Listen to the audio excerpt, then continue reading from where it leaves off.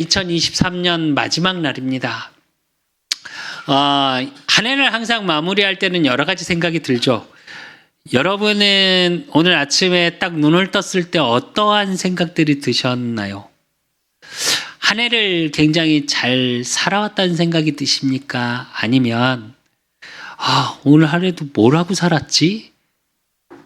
라는 생각이 드십니까? 아니면 요즘 어떤 친구들이 저한테 그러더라고요.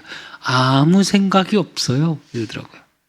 진짜로 그냥 좀 멍하게 그냥 2023년을 보낸 것 같은, 혹시 그렇게 눈을 뜨셨습니까? 저는 오늘 아침에 이렇게 눈을 뜨면서 문득 무슨 생각이 들었냐면, 참 불평을 많이 했던 한 해구나.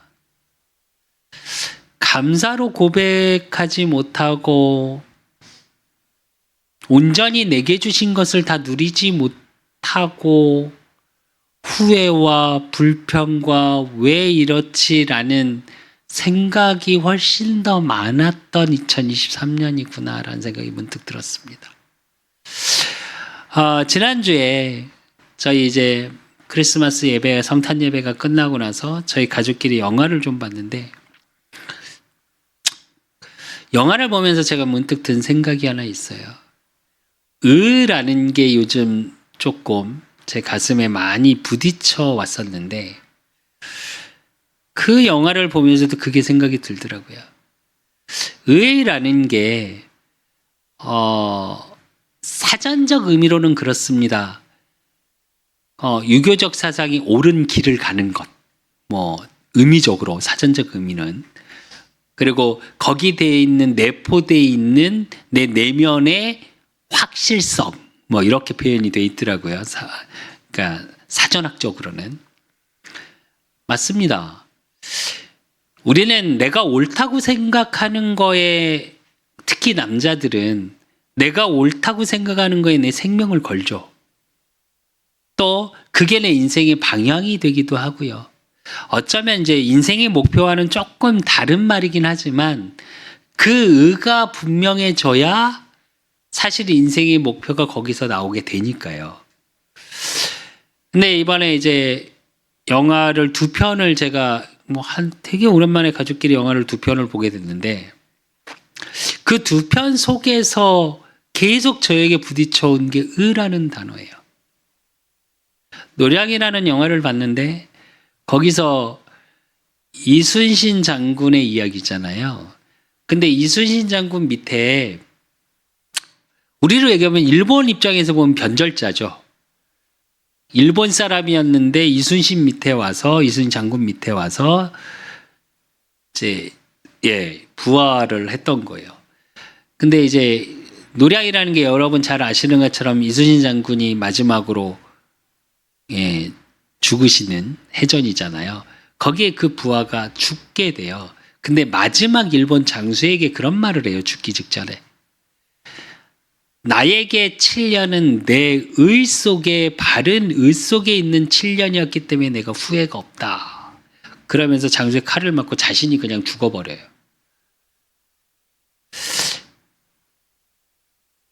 거기도 그랬고요. 또 그 영화의 마지막 장면을 이렇게 보면 일본 사병, 또 한국, 우리나라, 조선의 사병들의 모습을 막 보여줘요.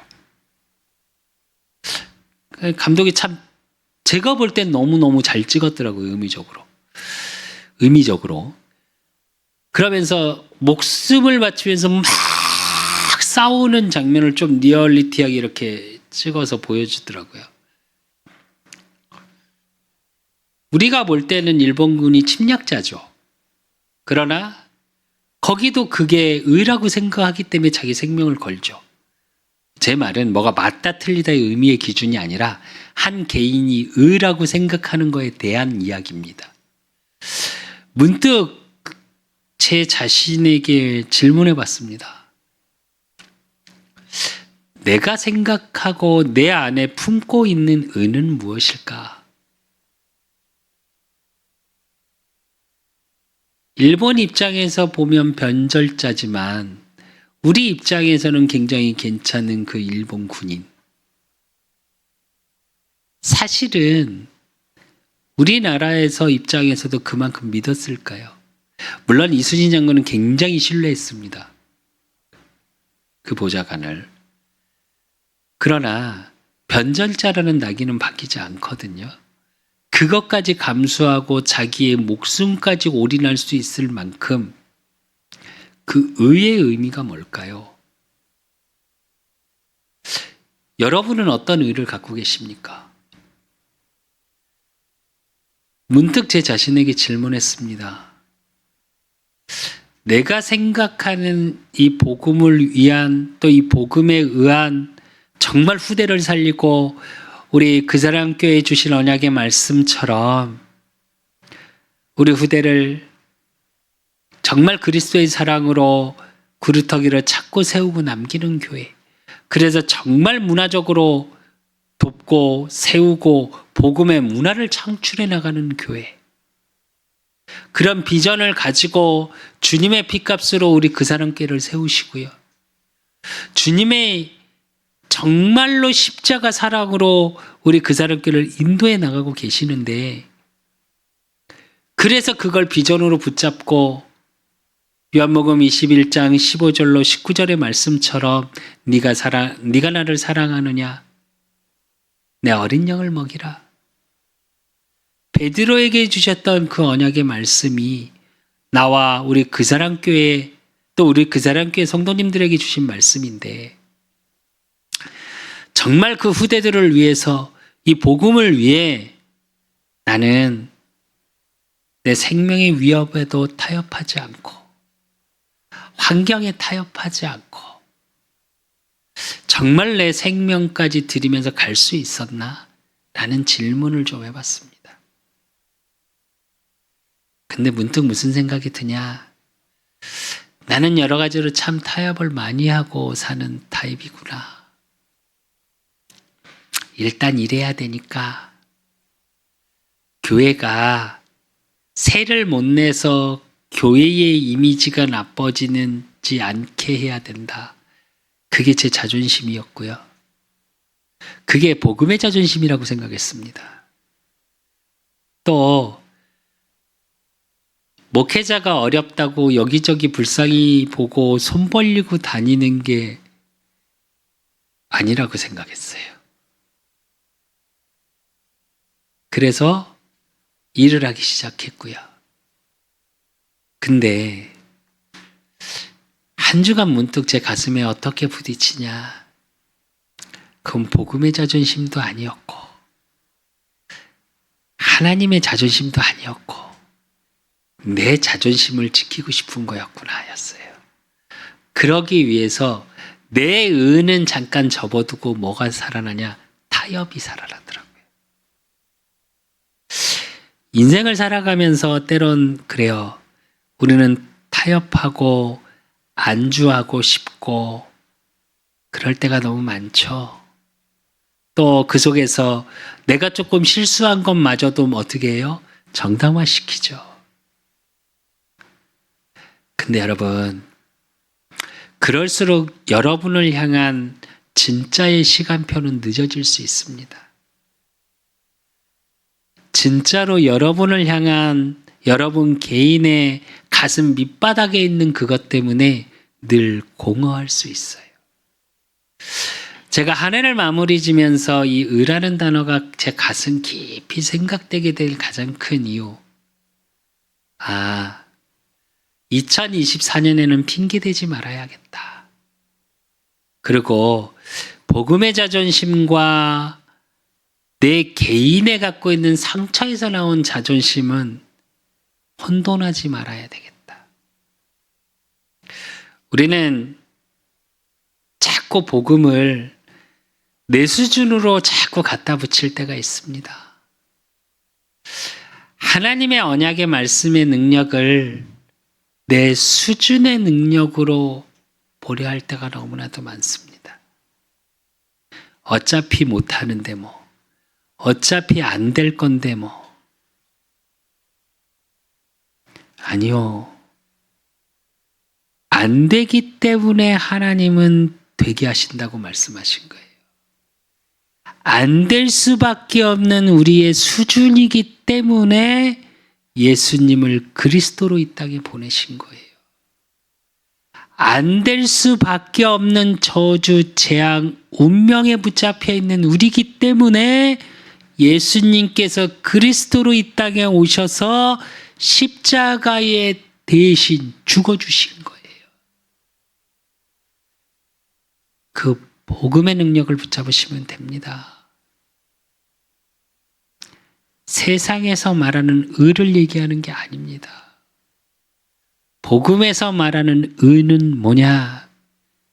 하나님을 하나님으로 믿는 거예요.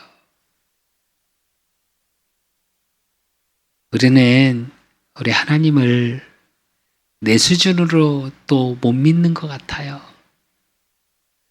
왜 그렇잖아요.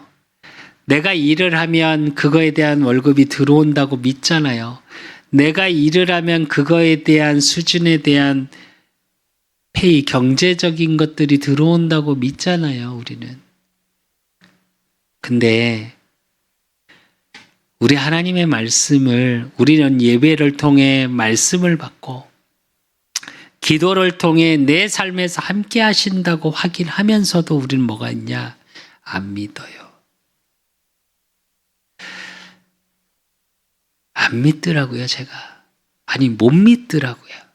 그래서 보이지 않는 불안감을 계속 가지고 있더라고요.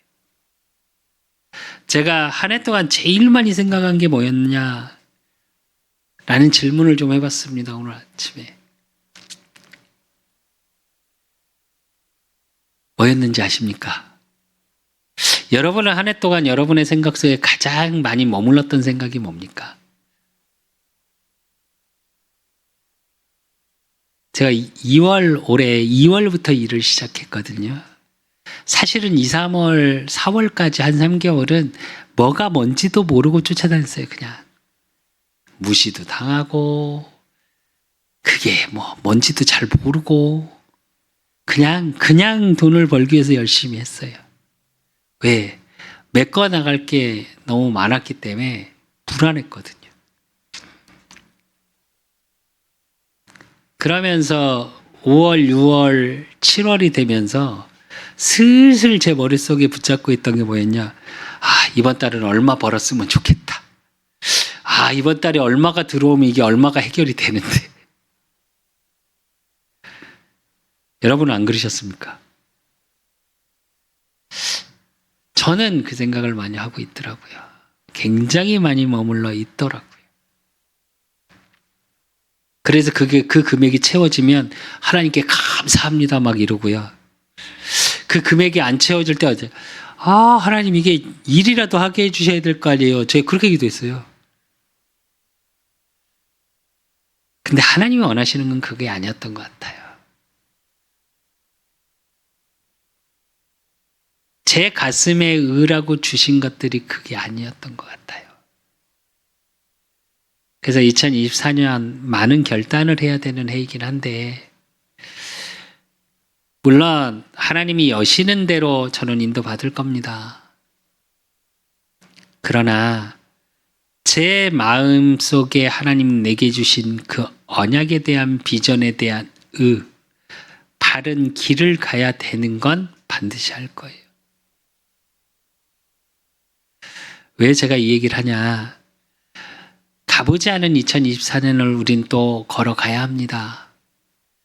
한 해를 오늘 마무리 지면서 마무리가 아니라 저와 여러분은 또 새로운 시작을 위한 준비가 되어져야 돼요. 끝이 아닌 여러분을 향한 하나님은 끝없는 시작을 하고 계시거든요. 그 새로운 시작 속으로 들어가시면 돼요. 나의 부족함, 나의 연약함, 나의 불신앙, 나의 것을 가지고 하는 게 아니에요, 하나님은. 하나님의 것을 가지고 저와 여러분을 통해서 일을 하시는 겁니다. 그래서 지난주에 주시는 말씀이 뭐냐? 파수꾼이여. 예수 그리스도께서 우리의 파수꾼이시고 그 그리스도의 대사로 저와 여러분이 파수꾼의 역할을 감당할 수 있는 응답 속에 그 전주에 뭐라고 그러셨죠? 참 소망. 그 소망을 가진 자, 복음의 소망을 가진 자가 파수꾼의 하나님이 주시는 대사의 역할을 감당할 수 있고, 그러기 위해서 오늘 우리에게 주시는 응답의 말씀이 뭐요? 그를 견고하게 하리라. 흔들리지 않도록 하나님이 온전히 붙잡아 주신답니다. 오늘까지 많은 염려가 혹시 있으셨다면, 또 오늘까지 많은 불안감 속에 있으셨다면 이제 불안을 기도로 바꾸십시오. 염려를 믿음으로 바꾸십시오. 그렇기 때문에 저와 여러분에게 필요한 게 뭐냐? 하나님이 주시는 은혜입니다. 어쩌면 우리가 너무 당연하게 생각하는 예배, 당연하게 생각하는 기도, 당연하게 생각하는 복음이 아니라 그 모든 것이 하나님의 은혜요. 오늘 아까 찬양하는데 그 찬양 가사 이렇게 묵상하면서 제가 무슨 생각이 들었냐? 우리가 아침해를 보고 저녁해를 보고 봄, 여름, 어제 눈이 굉장히 많이 왔습니다. 눈을 보고 너무 좋고, 비를 보고, 봄을 보고, 가을을 보고, 여름을 보고, 겨울을 보는데 너무 당연하게 생각하고 있구나. 어떤 분은 눈이 보이지 않아 앞을 볼 수 없고요. 어떤 분은 귀가 들리지 않아 그 좋은 소리들을 들을 수 없고요. 어떤 분은 몸이 건강이 안 좋아져서 병원에서 제대로 움직이지도 못하는 분도 있고요. 근데 우리는 보고 듣고 느끼고 삶을 자체에 하나님의 은혜로 고백되지 못하는 것 같아요.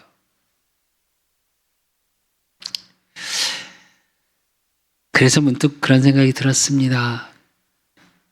하나님, 감사하지 못하고 모든 것 속에서 하나님의 은혜를 찾지 못하는 이 부족한 종을 붙잡아 주시옵소서.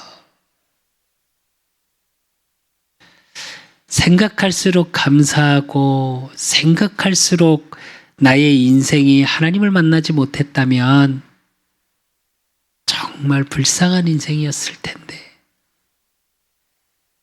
정말 이렇게 할 수 있는 것도 너무너무 감사하고 모든 것이 하나님의 은혜인데, 또 더 감사한 건 소망 없는 내 인생에 하나님이 주시는 비전을 주시고 후대를 살리겠다고 문화적인 교회로 문화를 생각할 수 있고 그거에 계속 기도하고 꿈꿀 수 있는 비전을 내게 주셨는데,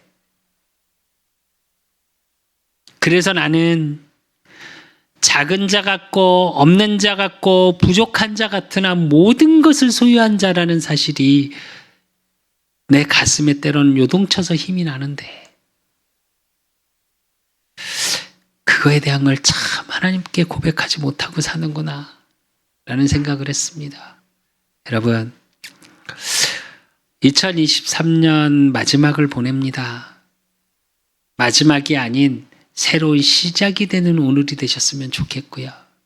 오늘 성구영신 원단 1, 2, 3강을 말씀을 받으면서 말씀으로 받지 마시고 언약의 소망으로 받으셔서 그게 나의 응답으로 붙잡고 나아가고 그것을 증거하는 삶이요, 내 삶을 통해 내 가정이 살고 내 업이 살고 내가 만나는 모든 사람을 살릴 수밖에 없는 이 복음을 증거하는 자로 세워지는 축복이 있으시기를 예수 그리스도 이름으로 축원드립니다.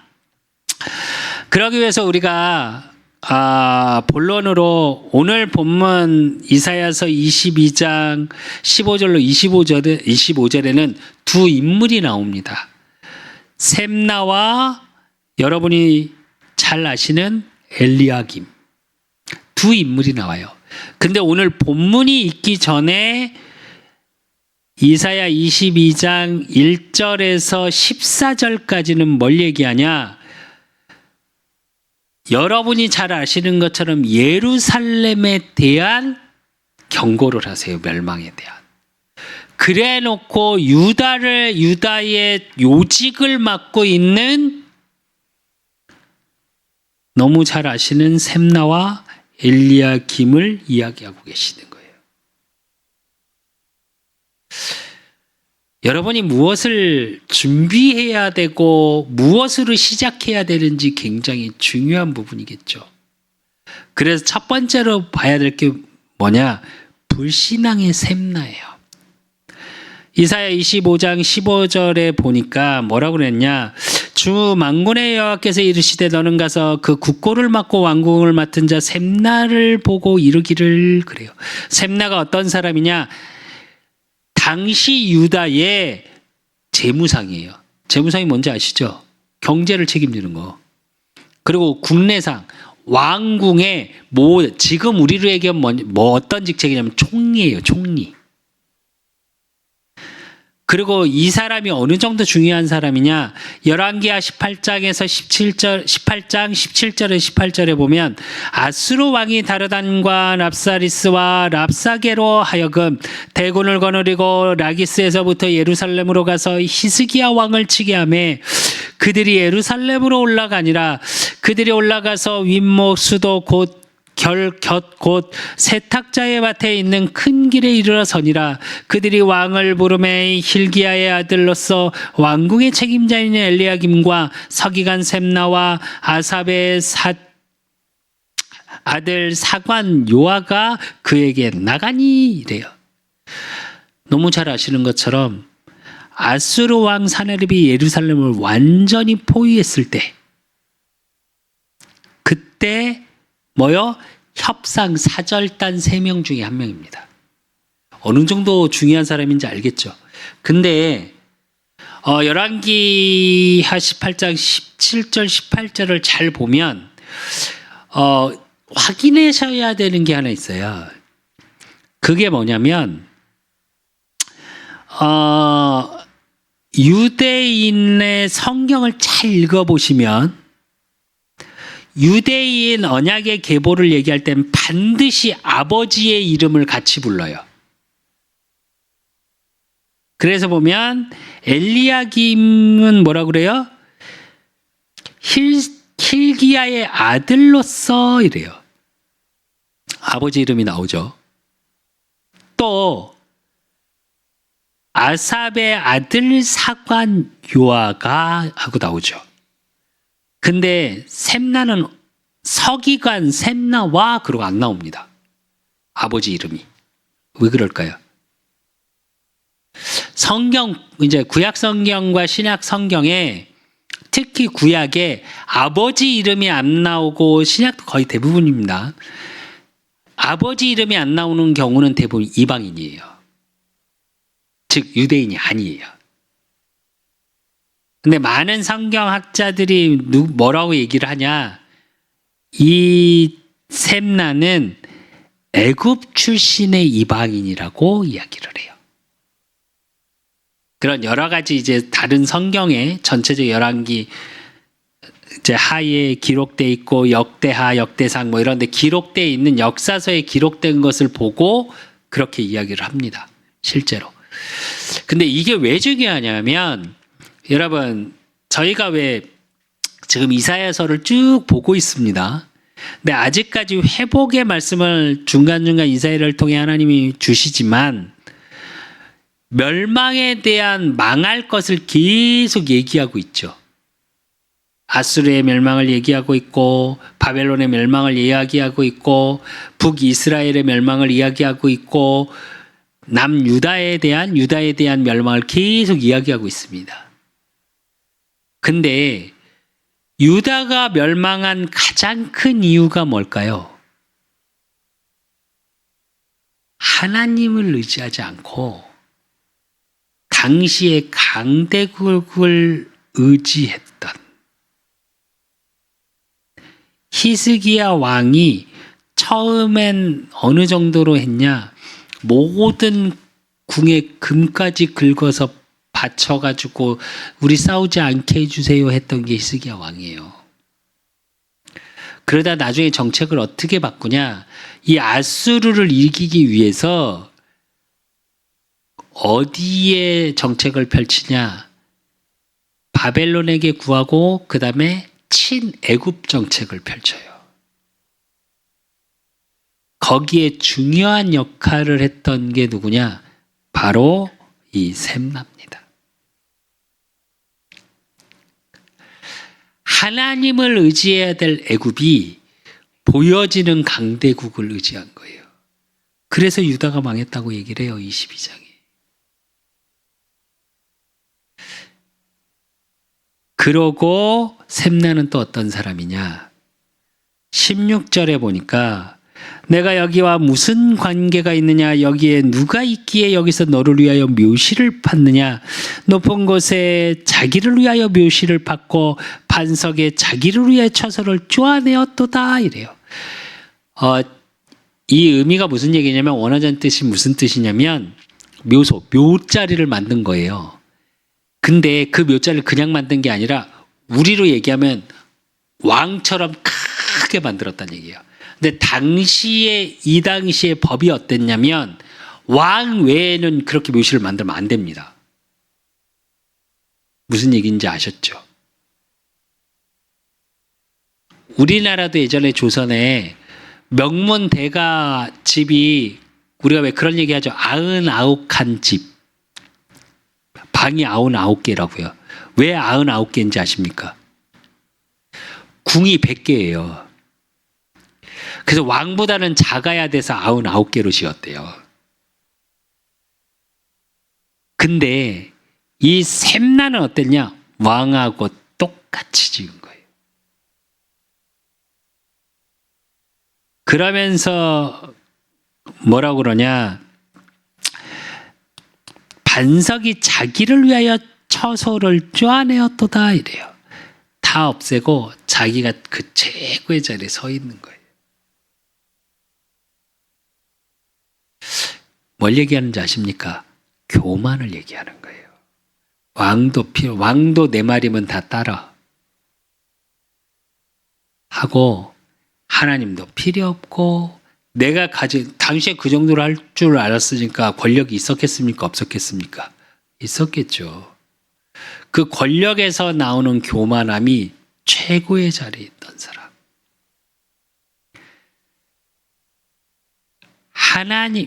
당시의 유다는 하나님을 믿어야 되겠죠. 근데 믿지 않았던 거예요. 형식만 남았고 자기의 권력과 자기의 가진 힘, 자기의 위치에 대해서 교만으로 가득 찬 상태를 이야기합니다. 그러니까 하나님이 셈나를 어떻게 하시냐? 17절 18절에 보니까 나 여호와가 너를 단단히 결박하고 장사같이 세게 던지되 반드시 너를 모질게 감싸서 공같이 광막한 곳에 던질 것이라. 주인의 집에 수치를 끼치는 너여 내가 그곳에서 죽겠고 내 영광의 수레도 거기서 있으리라 이래요.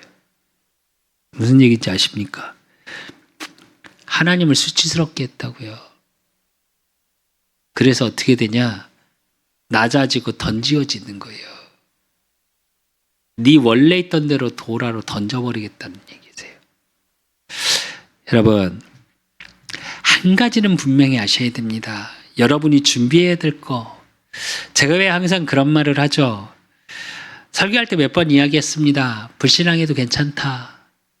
불신앙 좀 해라 제발. 제가 왜 이렇게까지 표현했냐? 불신앙이라는 건 믿고 싶은 중심에서 나오는 불신앙을 저는 얘기하는 거예요.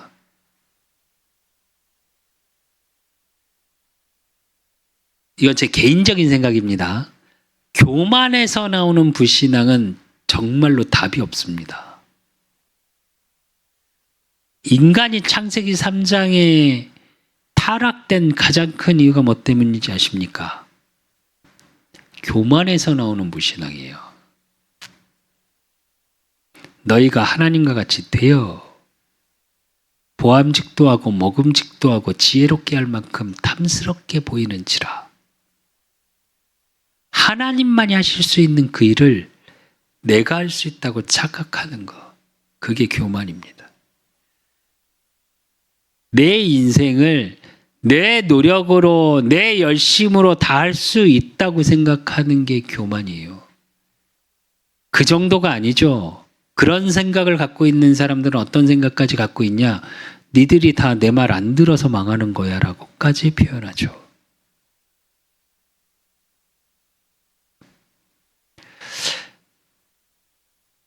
교만함은 버리셔야 돼요. 그래서 여러분, 율법이 필요한 겁니다. 회개가 필요한 겁니다. 왜냐? 나를 비춰볼 수 있어야죠, 말씀에. 나를 돌아볼 수 있어야죠, 말씀을 통해서. 오늘 예배가 끝나고 점심을 먹고 사실은 송구영신 예배 또 원담 메시지 1, 2강을 받기 전까지 시간이 있습니다. 말씀을 비춰서 한 해를 돌아보셨으면 좋겠어요. 내가 교만한 게 있다면 반드시 하나님 앞에 회개하십시오. 회개가 뭐라고요?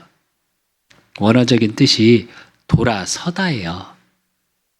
주여 이걸 용서해 주시옵시고 죽을 죄를 졌사옵고 이 말이 아니고요. 거기서 돌아서면 되는 거예요. 샘나와 같이 내 자리에, 내가 있는 것에, 내가 가진 것으로 교만하지 마십시오. 또 반대로 이야기할게요. 없어서, 너무너무 없어서 힘들고 너무너무 지쳐서 힘들고 삶이 지친다고 해서 하나님이 없다 생각하는 것도 교만입니다. 의미를 잘 알아들으셔야 돼요.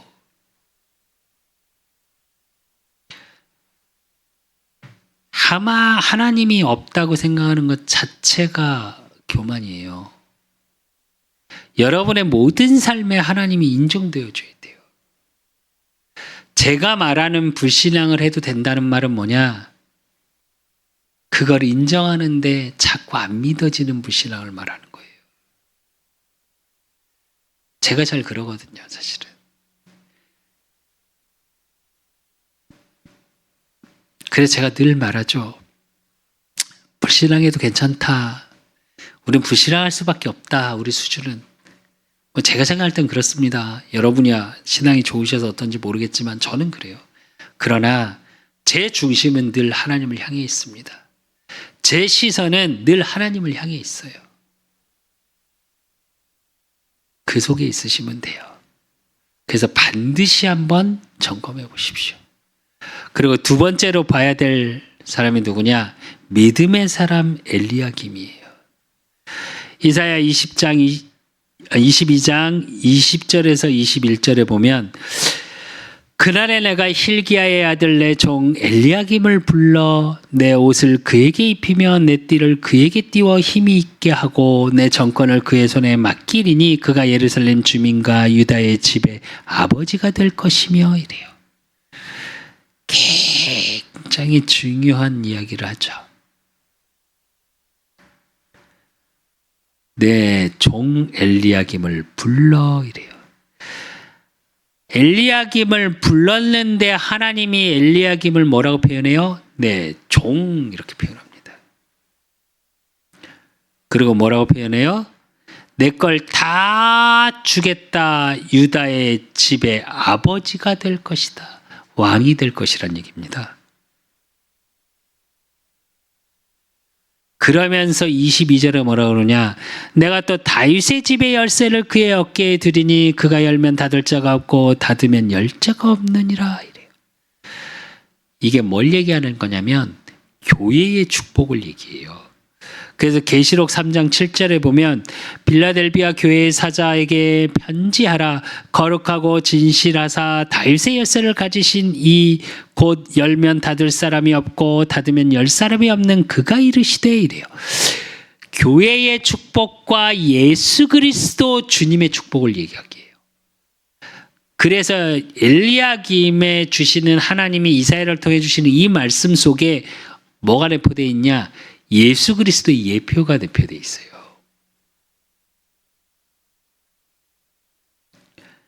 그래서 마태복음 16장 19절에 18절 19절 보면 베드로가 주는 그리스도시여 살아계신 하나님이시니다 고백을 딱 하자마자 뭐라 그래요? 예수님이 축복하시죠. 내가 내게 이르노니 너는 베드로라. 내가 이 반석 위에 내 교회를 세우리니 음부의 권세가 이기지 못하리라. 내가 천국 열쇠를 내게 주리니 내가 땅에서 무엇이든지 매면 하늘에서도 매일 것이요 내가 땅에서 무엇이든지 풀면 하늘에서도 풀리리라 하시고. 이래. 저와 여러분의 가지고 있는 믿음이라는 복음적 믿음이라는 게 이 교회의 축복 속에 있는 거예요. 또 저와 여러분을 통해 하나님이 뭐라 그러세요? 그리스도의 대사라고 이야기하죠. 주님의 교회를 얘기할 때 뭐라고 표현해요? 주님의 몸된 교회라고 얘기하죠. 여러분이 2023년 내가 교만하고 그래서 하나님의 은혜를 깨닫지 못한 부분을 바꾸시는 순간 저와 여러분에게 임하는 축복이 뭐냐? 내 종 유다의 집의 아버지. 그러면서 뭐라 그러냐? 다윗의 열쇠를 주리니. 여러분에게 이 응답을 가지고 하나님이 시작하게 하시는 거예요. 그래서 세 번째로 우리가 봐야 될 게 뭐냐? 하나님께 소망을 두는 2024년이 되셔야 돼요. 많은 소망들을 갖고 계실 수 있습니다. 내년에 누가 그러더라고요. 내년에는 몇 년 적금 부은 걸 적금을 탄다. 뭘 한다. 그래서 그런 거에 소망을 많이 두기도 하시더라고요. 아니요. 하나님의 말씀에 소망을 두십시오. 그래서 송구영심 예배 때 주시는 말씀, 원단 메시지 1강, 2강, 3강의 말씀이 중요한 거예요. 왜? 전체의 흐름을 어떻게 끌어갈지가 1, 2, 3강이에요. 그 전체의 흐름 속에 우리 그 사람 교회와 우리 그 사람 교회 성도님들이 구체적으로 받아야 될 응답이 송구영신 말씀이에요. 그래서 23절에 오늘 보면 못이 단단한 곳에 박힌같이 그를 견고하게 하리니 그가 그의 아버지 집의 영광의 보좌가 될 것이요. 이래요. 여러분이 못이 된다니까요. 여러분이 소망의 못을 깊이 박는 만큼 여러분을 통해서 우리 그 사람 교회를 통해서 하나님이 응답하신다는 얘기예요. 사무엘상 2장 35절에도 보면 내가 나를 위하여 충실한 제사장을 일으키리니 그 사람은 내 마음 내 뜻대로 행할 것이라. 내가 그를 위하여 견고한 집을 세우리니 그가 나의 기름 부음을 받은 자 앞에서 영구히 행하리라. 이래요.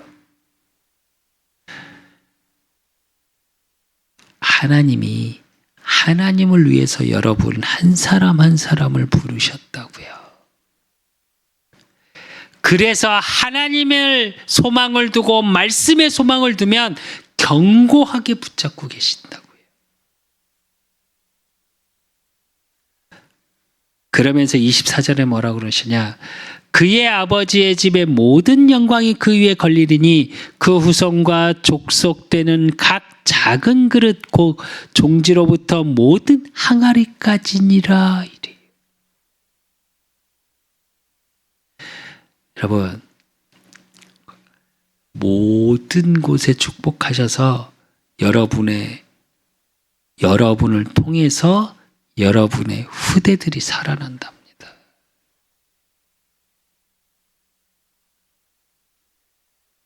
그렇기 때문에 저와 여러분이 의지해야 될 대상이 뭐냐? 잠언서 3장 5절에서 6절이에요. 너는 마음을 다하여 여호와를 신뢰하고 내 명철을 의지하지 말라. 너는 범사의 그를 인정하라. 그리하면 내 길을 지도하시리라. 그래요. 여러분, 우리는 내 의가 기준이 돼서 내 경험치가 쌓여지면서 그것이 진리가 되고요. 그 진리에 따라서 우리의 틀이 생기고요. 그 틀에 맞춰서 내 인생을 계획하게 되고요. 그 내 인생의 계획대로 안 될 때 어떻게 되냐? 우리는 주저앉아버리죠. 그런 인생이 아니고요. 이제 복음 안에서의 의를 발견하셔서요. 사도 바울이 고백한 것 같이 내가 십자가에 못 박혀 죽었나니 이제는 내가 사는 것이 아니요 그랬어요. 나를 위해 십자가에 죽으신 그리스도로 사는 것이라 그랬어요. 여러분의 삶의 의미, 여러분이 바른 길을 가는 기준이 뭐냐? 말씀이 기준 되셔야 돼요. 복음이 기준 되셔야 돼요. 그래서 세상 것을 의지하지 마시고 내 의를 의지하지 마시고 복음의 의를 의지하세요. 복음의 의가 뭐냐? 말씀이에요. 그래서 결론으로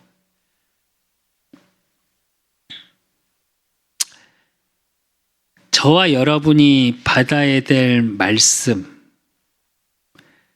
시편 50편 14절에서 15절에 보면 감사로 하나님께 제사를 드리며 지존하신 이에게 내 선을 갚으며 환난 날에 나를 부르라.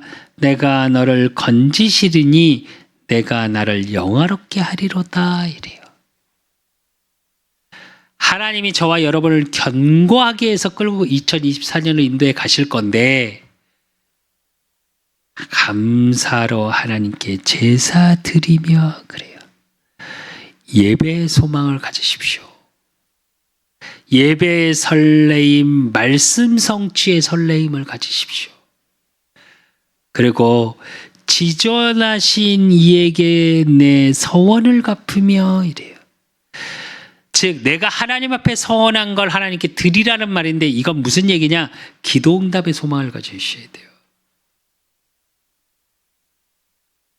그래서 현장을 살리는 자여 파수꾼이여 응답에 현장을 승리하는 자가 되셔야 돼요. 여러분의 위치, 여러분의 수준, 여러분이 가진 것 때문에 작아지지 마십시오. 한 영상을 보는데 어떤 목사님이 설교하시면서 그런 얘기 하시더라고요. 작은 교회 목사님 이런 얘기 많이 한다고. 개척교회, 작은 교회, 조그만 교회. 세상에 작은 교회가 어딨니요? 세상에 작은 목사가 어딨니요? 대형교회 목사님은 어느 교회 목사님이시라고. 여 중앙에 앉으시라고. 성도님들 제발 그러지 마시라고 그러시더라고요. 그 목사님 대형교회 목사님이십니다. 그래서 뭐라고 그러시냐? 그것 때문에 우상화가 되는 거라고. 하나님을 믿으시라고. 하나님을 자랑하시라고. 하나님을 신뢰하시라고 그러더라고요. 전 그 말이 맞다 생각합니다. 말씀을 전하니까 목회자도 귀하고 또 너무 잘 섬겨주셔서 저도 때로는 몸둘 바를 모를 때가 있는데 맞죠? 존중해야 되는 건. 그러나 교회 크기가 목회자의 크기는 아닙니다. 무슨 말이냐? 교회는 교회예요. 왜 제가 이 말하냐? 예배하고 기도를 하시면서 내 교회의 수준으로, 그냥 교회의 크기 수준으로 저 지하에 있는 교회, 조그만 우리 그 사람 교회도 너무 작죠. 그런 소망을 얘기하는 게 아니에요. 복음으로 큰 꿈을 꾸십시오. 언약으로 큰 꿈을 꾸십시오. 기도로 큰 꿈을 꾸세요. 여러분이 기도로 언약 속에서 정말 큰 꿈을 꾸는 그게 반드시 성취되는 날이 옵니다. 반드시 증인의 소망을 가지셔야 돼요. 왜? 하나님은 영광 받으실 만한 분이거든요. 그 증거가 우리 그 사람 교회에 보여지고 저와 여러분의 가정과 업과 만남과 후대에 보여지는 축복의 참 증인 되시기를. 그래서 예배를 통해 말씀이, 복음에 견고하게 사는 여러분이 되시기를 예수 그리스도 이름으로 축원드립니다. 하나님 아버지 감사합니다. 오늘 두 인물을 통해서 봤습니다. 2023년 정말 나의 불신앙, 하나님 없다 생각한 나의 교만들이 무너지게 하시고 하나님의 은혜로 말미암아 모든 것이 돌아서서 회복되어지는 응답 가운데 엘리야김을 부르심과 같이 우리 그 사람 교회를 부르시고 우리 성도님들 한 명 한 명을 주님이 부르셨습니다. 그 부르심의 응답이 무엇인지 확인케 하시고, 그래서 2024년 말씀의 소망을 가지고 복음의 소망을 가지고 정말 언약적인 꿈을 꿀 수 있는 응답의 증인이 되어질 수 있도록, 그래서 송구영신 또 원단 메시지 1, 2, 3강이 나에게 응답으로 확인되어지는 귀한 하나님의 은혜 속에 있을 수 있도록 하나님이 온전히 축복하시고 그 언약의 말씀 위에 견고하게 하시겠다고 하셨사오니 우리의 생각이, 우리의 중심이 정말 환경 때문에 흔들리지 않게 하시고 경제의 어려움 때문에 흔들리지 않게 하시고 사람의 말 때문에 흔들리지 않는 온전히 바로 서는 축복 속에 있을 수 있도록 하나님이 축복하시고 인도하시고 역사해 주실 줄 믿사옵고 살아계신 예수 그리스도 이름으로 감사함으로 기도드리옵나이다. 모든 문제 해결자 되신 우리 주 예수 그리스도의 은혜와 우리 하나님 아버지의 극진하신 사랑하심과 성령님의 유통 역사하심이 그를 견고하게 하리라고 말씀하신 것 같이 파수꾼으로 1천망대의 증인으로 엘리야김과 같은 믿음의 부름받은 자의 축복 속에 있기를 소원하는 우리 그 사람 교회 모든 성도들 머리 위에 저들의 가정과 업과 모든 만남 위에 이제로부터 영원까지 항상 함께 있을지어다. 아멘.